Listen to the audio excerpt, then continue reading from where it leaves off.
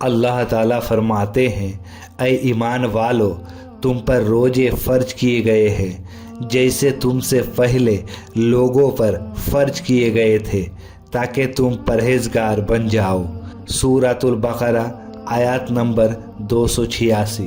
प्यारे दोस्तों, आज हम आप लोगों को बताने वाले हैं वो कौन से 9 लोग हैं, अगर वो रोज़ा ना रखे तो उसे कुछ गुनाह नहीं होगा।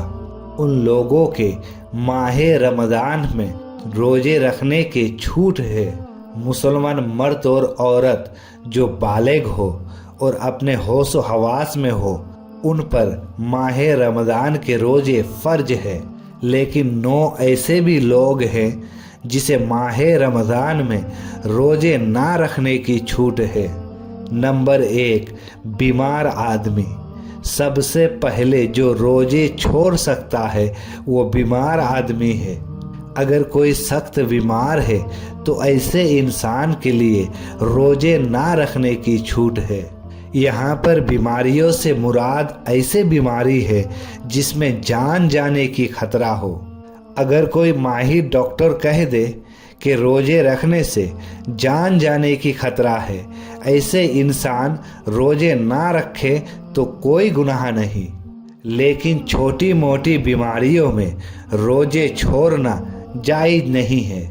अगर कोई बीमारियों की वजह से रोज़े छोड़ दिए हैं तो याद रखे उसे बाद में क़ज़ा रोज़ा अदा करना होगा। अगर कोई इंसान बीमारी की हालत में अपने आखिरी वक्त पे पहुंच जाए तो वो अपने परिवार के लोगों को वसीयत करे कि मेरे इतने रोज़े छूट गए हैं, वो उनके फ़िदिया अदा करे। और फ़िदिया ये है कि वो हर रोज़े के बदले एक मिस्किन को 2 वक्त पेट भर के खाना खिलाए। नंबर 2, हामिला यानी प्रेग्नेंट औरत। अगर कोई औरत हामिला हो और रोज़े रखने से उसे या फिर उसके बच्चे को ख़तरा हो तो वो माह रमज़ान के रोज़े छोड़ सकती है, उसे कुछ गुनाह नहीं होगा। लेकिन ये बात याद रखे, ऐसी औरत भी अपनी छोड़े हुए रोज़े को बाद में अदा करे। अगर कोई माहिर डॉक्टर कह दे कि रोज़े रखने पर उसे या उसके बच्चे को कोई खतरा नहीं है, ऐसी हालात में रोज़े रखना ज़रूरी है। नंबर 3, ज़्यादा बुढ़ापा होना।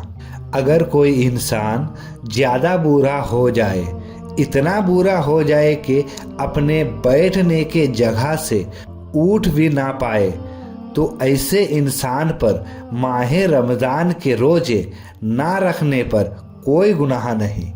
लेकिन ये बात याद रखे कि बाद में इतनी कुव्वत आ जाए कि वो रोज़े रख सके तो उसे छोड़े हुए क़ज़ा रोज़े बाद में अदा करना होगा।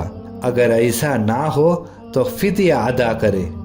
नंबर 4, दूध पिलाने वाली औरत। अगर कोई माँ अपने बच्चे को दूध पिलाती है और उसके डॉक्टर उसे कह दे कि उनके रोज़े रखने की वजह से उनके बच्चे को ख़तरा है, तो ऐसे हालात में रोज़े ना रखने की छूट है और उसे कोई गुनाह नहीं होगा। लेकिन याद रखिए, ऐसी औरत को भी बाद में क़ज़ा रोज़े अदा करना होगा। नंबर 5, पागल शख्स यानी ऐसी शख्स जो अपनी दिमागी होश व हवास खो चुका हो, तो ऐसे लोगों पर भी माह रमज़ान की रोज़े ना रखने की छूट है।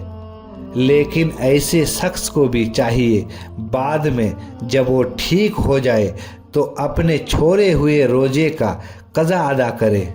नंबर 6, हैज व निफास वाली औरतें यानी ऐसी औरतें जिनका पीरियड्स हो रहा हो और ऐसी औरतें जो बच्चे जन्ने के बाद भी आगे का मकाम से खून निकल रहा हो, ऐसी औरतें पर रोज़े रखना जायज़ नहीं है। लेकिन ऐसी औरत भी जब बाद में पाक हो जाए तो वो छोड़े हुए रोजे का कज़ा अदा कर ले। नंबर 7, मुसाफिर होना, यानी ऐसे इंसान जो हालत सफ़र में है तो उसके लिए भी रोजे ना रखने की छूट है। लेकिन ये बात भी जान लीजिए कि सफ़र कैसा होना चाहिए। जो सफ़र 80 किलोमीटर से ज़्यादा हो और कम से कम 15 दिन की सफ़र का नियत करके घर से निकला हो, तो ऐसे मुसाफिर शख्स के लिए रोजे ना रखने की छूट है। नंबर 8, ऐसा शख्स जिसकी जान जाने की खतरा हो, यानी कोई अगर ऐसी जगह हो कि रोजे रखने पर उसकी जान जाने की खतरा हो, तो ऐसे सूरत हाल पर रोजे ना रखने की छूट है। यानी कोई अगर ऐसी जगह हो कि रोजे रखने पर उसकी जान जाने की खतरा हो, तो ऐसे सूरत हाल पर रोजे ना रखने की छूट है। लेकिन याद रखे कि वो अगर ऐसी सूरत हाल से बाहर आ जाए तो बाद में कज़ा अदा कर ले। नंबर 9, नाबालिग बच्चा। जैसे कि हम सभी जानते हैं कि रोजे हर बालिग इंसान पर फर्ज है। अगर कोई बच्चा 10 साल के उम्र तक ना पहुंचा हो तो उन पर माह रमज़ान के रोजे ना रखने की छूट है। अल्लाह रब्बुल इज़्ज़त से दुआ है कि हम सभी को माह रमज़ान शरीफ के रोजे रखने की तौफीक अदा करे। आमीन।